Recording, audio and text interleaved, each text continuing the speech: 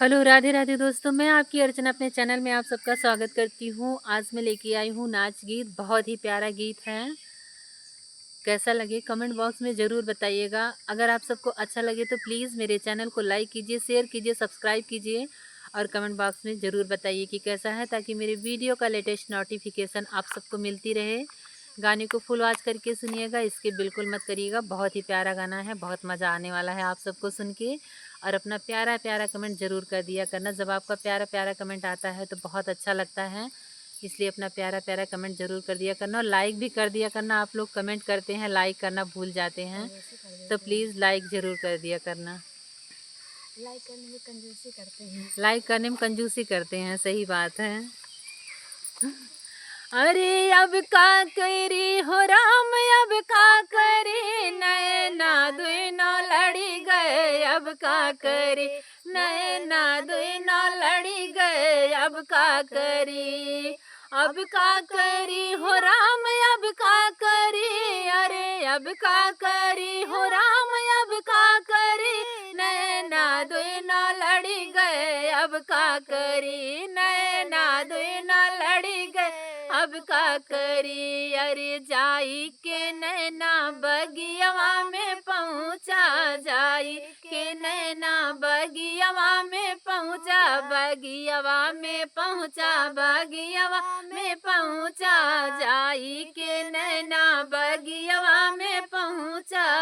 अरे अब का करी हो राम, अब का करी। अरे अब का करी हो राम, अब का करी, मलिया से उलझ गए। अब का करी, मलिया से उलझ गए। अब का करी, अरे अब का करी हो राम, अब का करी। अरे अब का करी हो राम, अब का करी, मलिया से उलझ गए। अब का करी, नैना दुनो लड़ी गए। अब का करी, अरे जाई के नैना कुआनवा पे पहुँचा, जाई के नैना कुआनवा पे पहुँचा, कुआनवा पे पहुँचा, कुआनवा पे पहुँचा, जाई के नैना कुआनवा पे पहुँचा।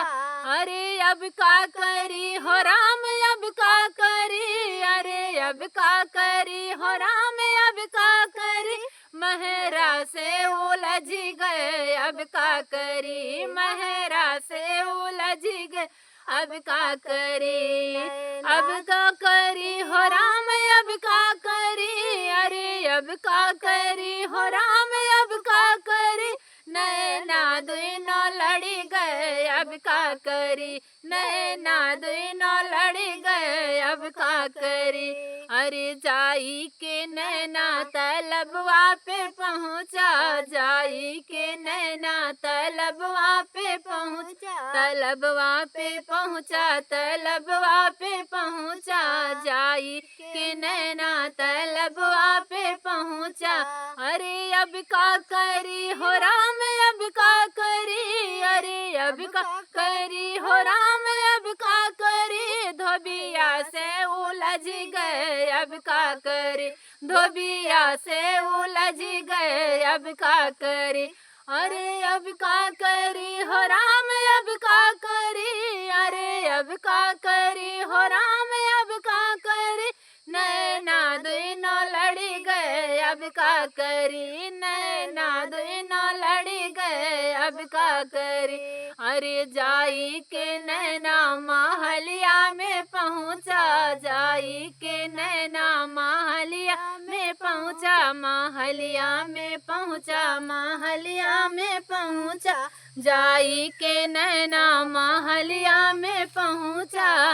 हो अरे अब का करी हो राम, अब का करी, रजवा से उलझ गए। अब का करी, रजवा से उलझ गए। अब का करी, अरे अब का करी हो राम, अब का करी। अरे अब का करी हो राम, अब का करी, रजवा से उलझ गए। अब का करी, रजवा से उलझ गए। अब का करी, अब का करी हो राम, अब का करी, नैना दुनो लड़ी गए। अब का करी, नैना दोनों लड़ी गए अब का करी। जय माता दी। कमेंट बॉक्स में ज़रूर बताइएगा कि कैसा है।